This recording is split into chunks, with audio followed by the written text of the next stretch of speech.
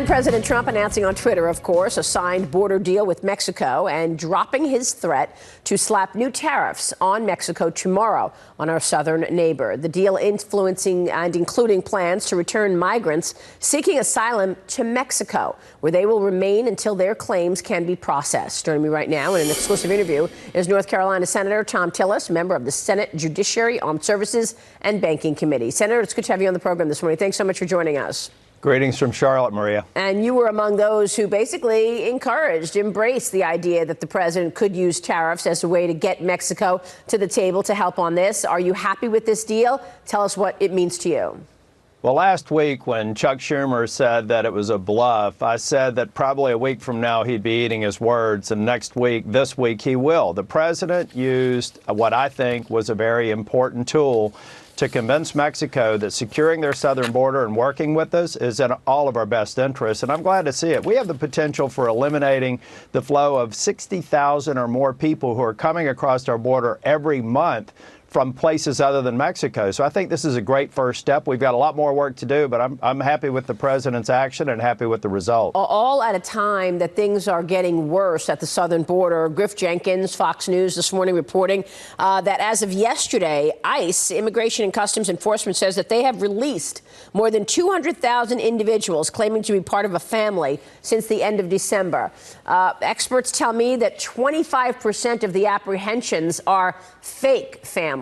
They're just renting kids in Central America and bringing them here. Your reaction to these numbers, which are the worst we've seen so far?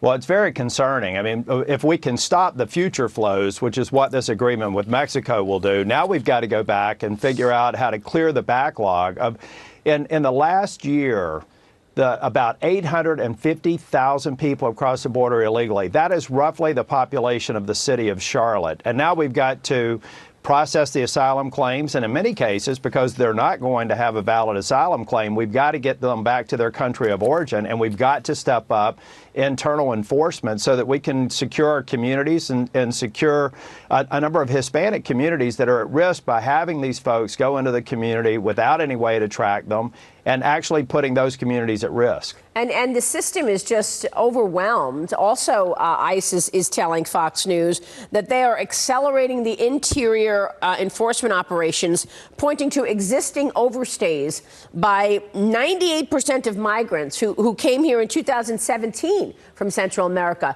They're overstaying because we know that once you are apprehended, you may or may not be able to get a hearing for 5, 6, 7, 8 months. We're showing you video of when I went to the border about a month ago. We took the show to the border and we watched these children being put in just terrible positions because they're being rented.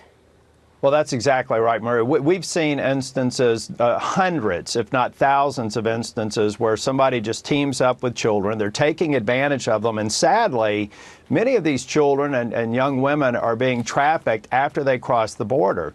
The Democrats need to understand there's a humanitarian crisis at the border and in this country that can only be solved through stepped-up enforcement for the good of those very people that they pretend to be protecting. It's not protecting them. They're being harmed in the thousands, not to mention the illicit drugs and all of the other problems that are coming from their lack, the Democrats' lack of support for securing the border and providing Homeland Security with the resources that they need to secure our homeland. What about USMCA and the ratification of this deal? The president needs to see this bill come to the floor for a vote. Do you think it's going to happen anytime soon? Well, I have no doubt that he has the support in the Senate, and I believe that Speaker Pelosi will ultimately have to support it. This is good for American workers. I know that organized labor has stated that they support the agreement. Now that we've gotten the threat of tariffs out of the way, I hope that Speaker Pelosi will put that on the House floor. It will pass if she puts it on the floor, and then we'll pass it in the Senate, and that will even create a greater partnership with Mexico while we set about solving the border crisis. And then there's China. Let me ask you about that, because the G20 meeting happening in 2 weeks, there is an expectation that the president will have a meeting with President Xi Jinping at the G20 meeting on the sidelines. What are you expecting from that, knowing that the China tariffs and the Mexico situation are two very different stories? Well, if I'm China, I'm worried about the progress we're making with Mexico, the passage of the USMCA. Getting that partnership together here in North America allows the president to take the same sort of strategy to China. China is stealing our intellectual property. They're not playing on a level playing field in terms of trade. And I think that our members, our Republican members, need to provide the president with a lot of leeway, because he's proven with Mexico and with Canada that if we give him maybe even some unorthodox options for negotiating trade agreements, then America wins, and it's good for American workers. I know it's good for workers here in North Carolina. So the Wall Street Journal reported this weekend that the Chinese officials broke the ice on trade with the United States, saying that China and the U.S. held their first high-level meeting on trade since negotiations fell apart a month ago. This is Stephen Mnuchin meeting with China's central bank governor. What's your takeaway from that? Do you think we're going to be able to move the needle on China, knowing that theft of intellectual property and forced transfer of technology has really been a culture in China? Do you really think they're going to change that behavior?